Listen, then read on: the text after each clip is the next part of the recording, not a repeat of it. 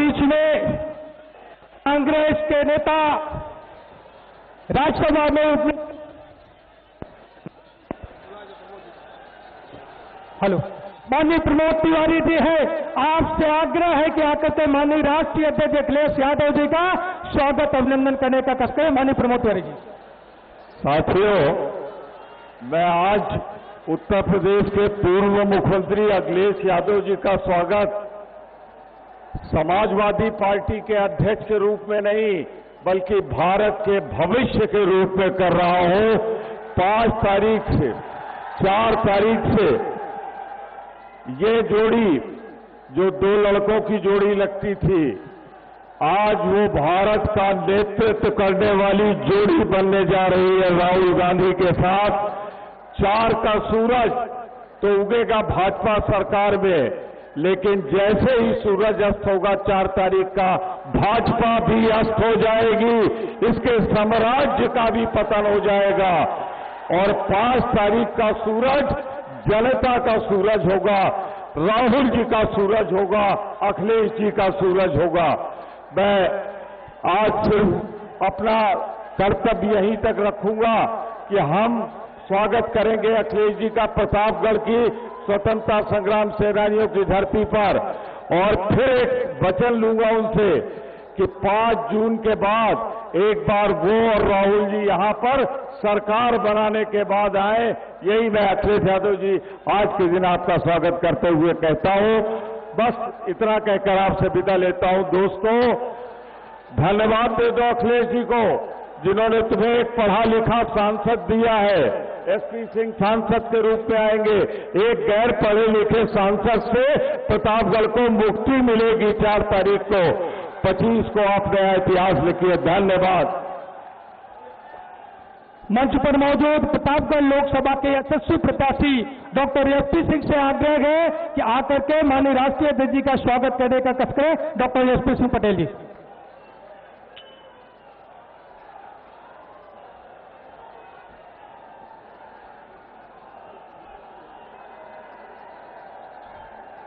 किसानों के मसीहा, नौजवानों की धड़कन, दलित और पिछड़े अल्पसंख्यकों के रहनुमा, समाजवादी पार्टी के राष्ट्रीय अध्यक्ष, उत्तर प्रदेश के पूर्व मुख्यमंत्री तथा हम सब के नेता माननीय अखिलेश यादव जी का आगमन बहुत ही हम लोगों के लिए अच्छा लगा। बहुत ही पूरा जन सैलाब उमड़ पड़ा है आपके स्वागत में, अभिनंदन में, और जोरदार तालियां बजाकर के माननीय राष्ट्रीय अध्यक्ष अखिलेश यादव जी का स्वागत करें, अभिनंदन करें।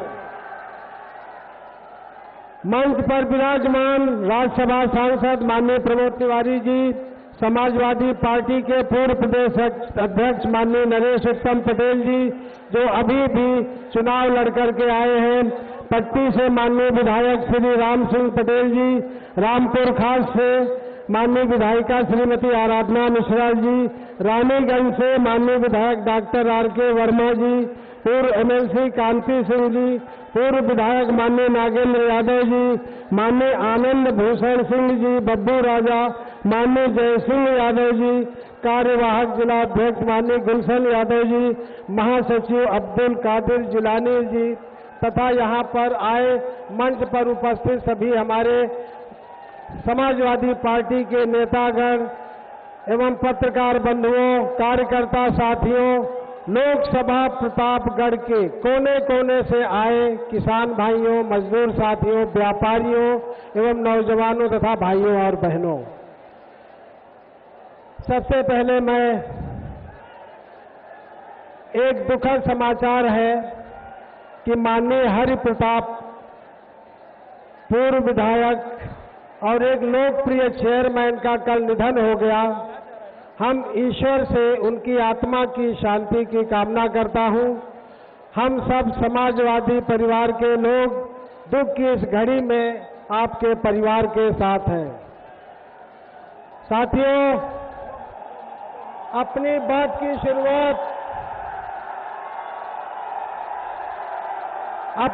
की शुरुआत दुष्यंत कुमार की चंद लाइनों से करना चाहता हूं कि कैसे कैसे मंजर सामने आने लगे हैं, कैसे कैसे मंजर अब सामने आने लगे हैं। गाते गाते लोग अब चिल्लाने लगे हैं, अब तो इस तालाब का पानी बदल दो, अब इसके कमल कुमलाने लगे हैं।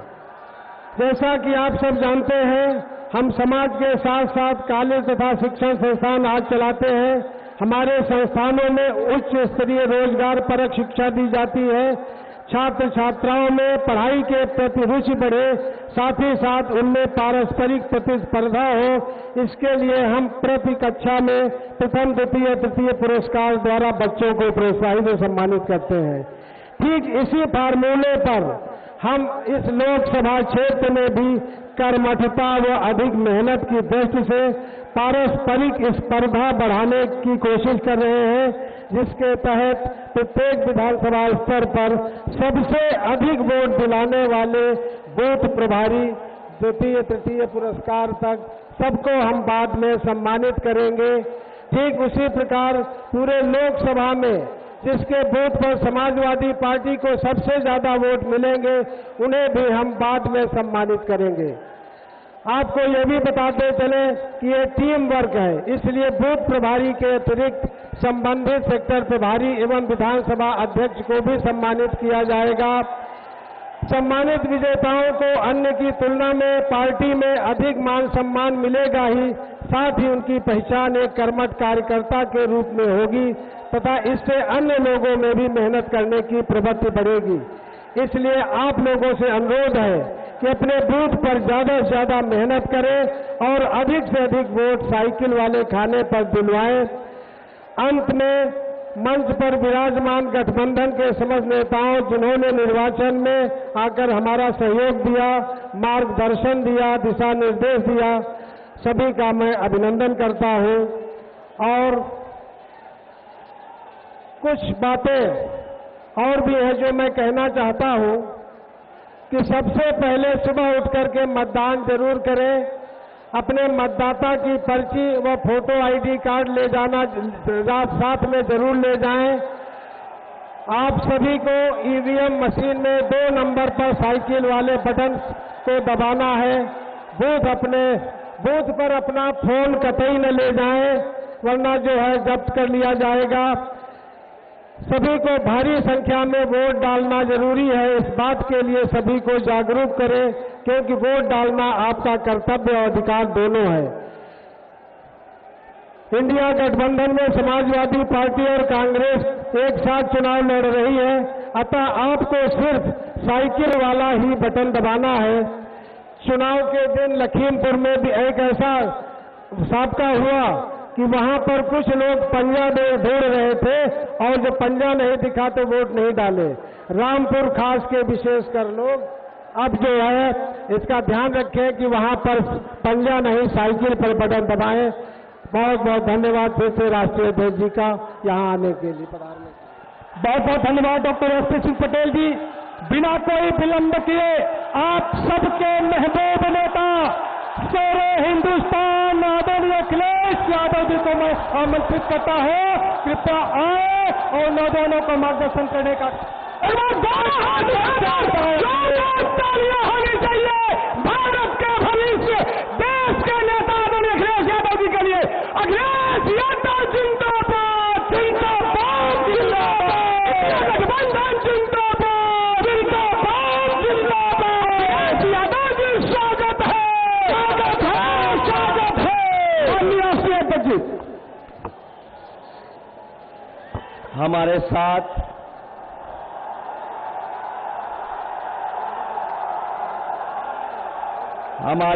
मंच पर समाजवादी पार्टी और इंडिया गठबंधन के प्रत्याशी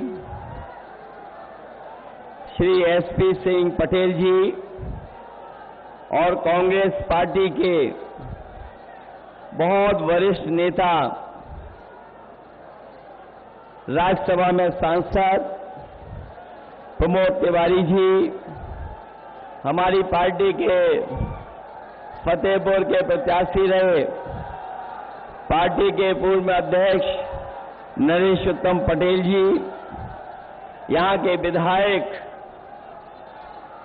संचालन कर रहे डॉक्टर R.K. वर्मा जी, मंच पर उपस्थित पूर्व सदस्य विधान परिषद डॉक्टर कांति सिंह जी, नौजवान विधायक राम सिंह पटेल जी, विधायक श्रीमती अनुराग मिश्रा जी, मुन्ना यादव पूर्व विधायक, आनंद भूषण सिंह जी, जय सिंह यादव जी, मुकुल तिवारी जी, पार्टी कांग्रेस के अध्यक्ष गुलशन यादव, प्रभारी प्रतापगढ़ लोकसभा अब्दुल कादिर जिलानी जी,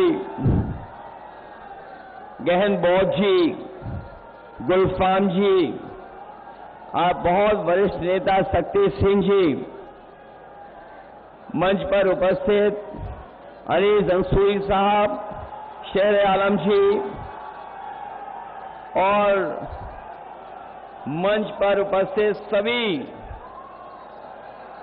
समाजवादी पार्टी के संगठन के नेता, कांग्रेस पार्टी के सभी नेता, पदाधिकारी और मंच पर उपस्थित नौजवान नेता राघव तिवारी जी, इस चुनावी जनसभा में उपस्थित हमारे सभी आदरणीय बुजुर्ग, किसान भाई, बड़ी संख्या में आई माताएं, बहनें और नौजवान साथी पत्रकार बंधुओं, मैं सबसे पहले यहां पर उपस्थित प्रतापगढ़ के लोकसभा के सभी साथियों का बहुत बहुत धन्यवाद और आभार प्रकट करना चाहता हूं।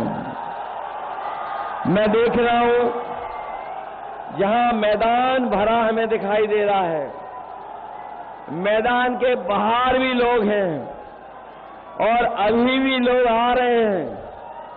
मैं दूर तक देख रहा हूं, पेड़ की छाया में तो है ही लोग, लेकिन जहां छाया नहीं है, अपने गमछे से दोपहरी की धूप बचाते हुए हमें लोग दिखाई दे रहे हैं। ये जो जन सैलाब है, ये जो जन समर्थन हमें दिखाई दे रहा है, ये जन सैलाब, जन समर्थन इस बार डॉक्टर SP सिंह जी को न केवल जिताने जा रहा है, बल्कि प्रतापगढ़ यहां के लोग समाजवादी पार्टी इंडिया गठबंधन को रिकॉर्ड मतों से जिता करके लोकसभा में भेजने जा रहे हैं। इधर थोड़ा मौसम बदला है, चुनाव का मौसम बदलता चला जा रहा है और हमारे लोगों ने अखबारों में और कई जगह पढ़ा होगा कि इधर क्लाइमेट चेंज की बहुत चर्चा होती है, लेकिन मैं देख रहा हूं जो जनसैलाब हमें दिखाई दे रहा है, इस बार ये पॉलिटिकल क्लाइमेट चेंज वाला माहौल है। जो लोग 400 पार का नारा दे रहे थे, 400 पार वाले 400 हारने जा रहे हैं। उन्होंने जब नारा दिया था हमारे साथियों, थोड़ा सोच समझ के समझिए, जिस समय उन्होंने नारा दिया 400 पार, हमें और आपको लगा कि कहीं 400 की गिनती की बात तो नहीं कर रहे हैं, लेकिन जब सही समझ में आया तो बात ये समझ में आई कि बीजेपी के लोग 400 पार की बात कर रहे हैं और 543 में 400 पार केवल 143 सीटें हैं। लेकिन जो जनता का गुस्सा दिखाई दे रहा है, इस बार 140 करोड़ की जनता इनको 140 सीट के लिए भी तरसा देगी, इनकी सीटें बढ़ने जा रही नहीं है। और हर चरण में गुस्सा बढ़ता चला जा रहा है। सुनने में आया है कि जनता का गुस्सा देख करके यहां के प्रत्याशी का आंख में आंसू निकल आए। ये तो अभी जनता की छठी इंद्री के बारे में नहीं जान पाए हैं। जो सिक्स सेंस है जनता का, आप देख लेना, जिस समय चुनाव का वोट पड़ेगा और चुनाव 7वें चरण में पहुंचेगा, जनता का गुस्सा भी 7वें आसमान पर दिखाई देगा। इनके 10 साल में इनकी हर बात झूठी निकली, इनका वादा झूठा निकला, और जब उन्हें कुछ समझ में नहीं आ रहा है, जब से कांग्रेस और समाजवादी पार्टी 1 और 1 11 हो गए हैं, तब से दिल्ली और लखनऊ का एक इंजन आपस में टकरा रहा है। जब से कांग्रेस और समाजवादी 1 और 1 11 हुए हैं, तब से ये जो कहने वाले डबल इंजन दिल्ली और लखनऊ का इंजन आपस में टकरा रहा है, और ये जीरो होने जा रहे हैं, जीरो होने। अभी तक तो मैं ये सोचता था कि 80 सीट में 1 में लड़ाई है, क्यूटों में, लेकिन अब तो ये लग रहा है कि बीजेपी का 80 में 80 का सफाया होने जा रहा है। ये जो दिल्ली वाले हैं, कई बार कहते हैं शहजादे और शहजादे, इस बार शहजादे शह भी देंगे और मात भी देने जा रहे हैं भारतीय जनता पार्टी के लोगों को। याद है आपको, इन्होंने कितने वादे किए थे हमसे और आपसे। कहा कि किसानों की आय 2 गुनी हो जाएगी। बताओ हमारे प्रतापगढ़ के किसान भाइयों, किसी भी किसान की, गांव में रहने वाले नौजवान, उनके परिवार की जो खेती बाड़ी से जुड़े हैं, किसी की आय 2 गुनी नहीं हुई। और आय 2 गुनी तो दूर, इन्होंने महंगाई बढ़ा करके लागत बढ़ा दी, और लगातार लागत बढ़ती चली जा रही है।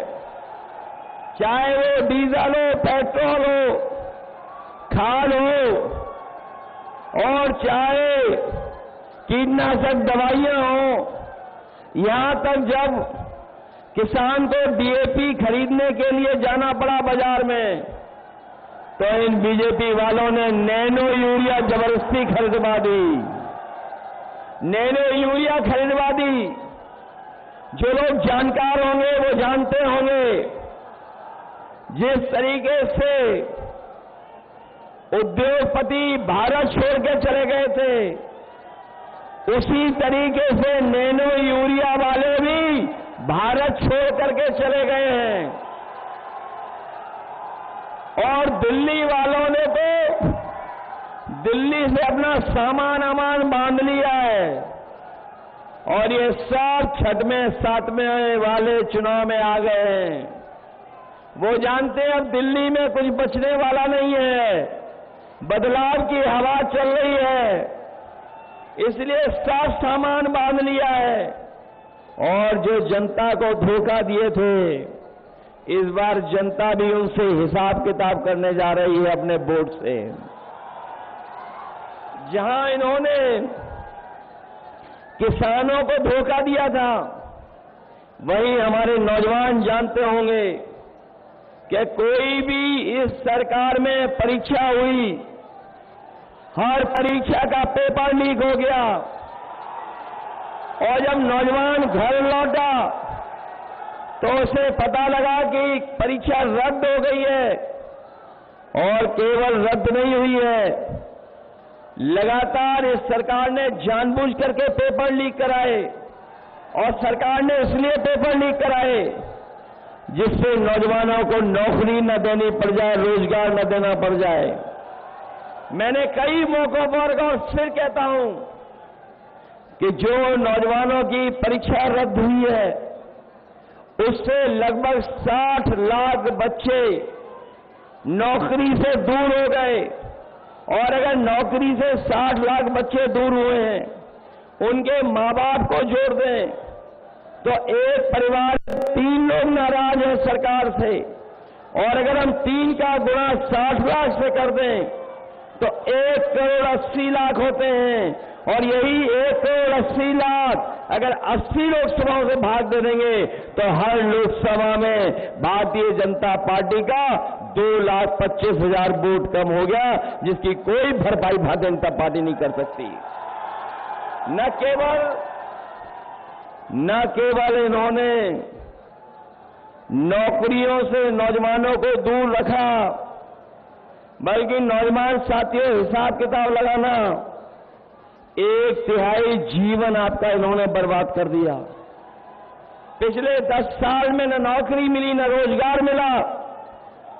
और यही नौजवान जो अपनी फौज की नौकरी के लिए तैयारी करता था, सड़क पर दौड़ता था, खेतों में, गांव में जहां जगह बना करके अपनी तैयारी करता था, फौज में जाकर के सम्मान की नौकरी करना चाहता था, लेकिन इन बीजेपी वालों ने फौज की नौकरी भी आधी अधूरी कर दी।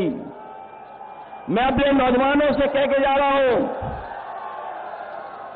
ये जो फौज की आधी अधूरी नौकरी की है, हम समाजवादी लोग, इंडिया गठबंधन के लोग कभी स्वीकार नहीं कर सकते हैं। सरकार बनेगी, सरकार में जो नौकरियां खाली हैं 30 लाख, वो नौकरियां तो भरी जाएंगी, नौजवानों को नौकरी दी जाएंगी।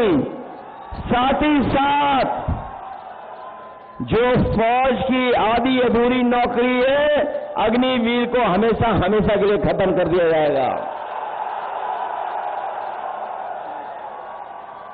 मैं अपने खाकी वर्दी पहने हुए भाइयों को जब देखता हूं तो मुझे याद आता है कि जब बीजेपी फौज की नौकरी 4 साल की कर सकती है, तो अगर ये सत्ता में आ गए तो हमारे खाकी वर्दी पहनने वालों की भी नौकरी 3 साल की कर देंगे।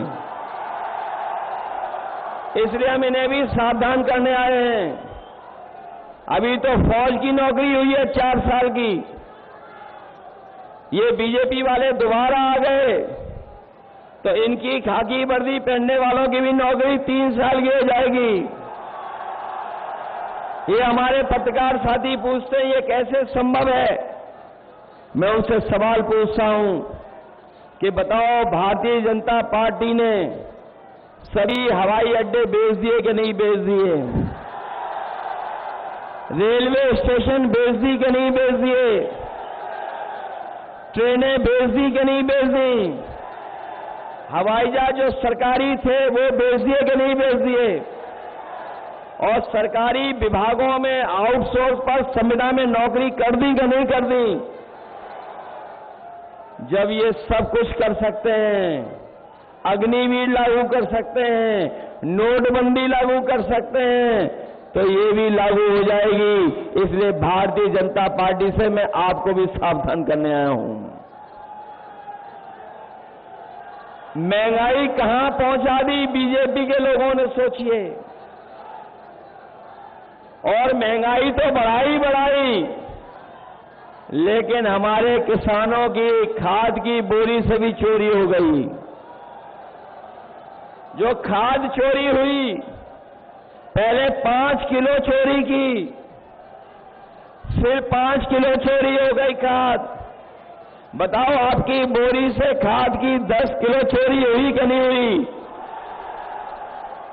मैं कभी कभी हिसाब किताब लगाता हूं कि ये बोरी की चोरी कहां से सीखी होगी इन्होंने।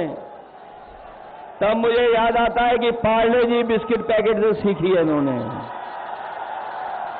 जिन लोगों ने बाजार में देखा होगा पार्ले जी बिस्किट पैकेट, पहले इतना बड़ा आता था पार्ले जी बिस्किट पैकेट, बताओ आज कितना बड़ा हो गया। पहले आता था बड़ा, जैसे जैसे महंगाई बढ़ी उन्होंने अपना मुनाफा कमाना कम नहीं किया, जो बड़ा पैकेट था वह छोटा होता चला गया। आज 5 बिस्किट का पैकेट आ रहा है। ये सरकार में आ जाएंगे तो आपको 1 बिस्किट का पैकेट मिलेगा, 1 बिस्किट का पैकेट। आपने देखा डीजल पेट्रोल तो बढ़ा ही बढ़ा, लेकिन बताइए आपकी मोटरसाइकिल महंगी हो गई कि नहीं हो गई? 10 साल पहले कितने रुपए की थी और आज कितने रुपए की है? 1 लाख पार हो गई कि नहीं हो गई? और बाजार में अगर आप दवाइयां लेने जाते होगे, बताओ बुखार की दवाई महंगी कर दी कि नहीं कर दी?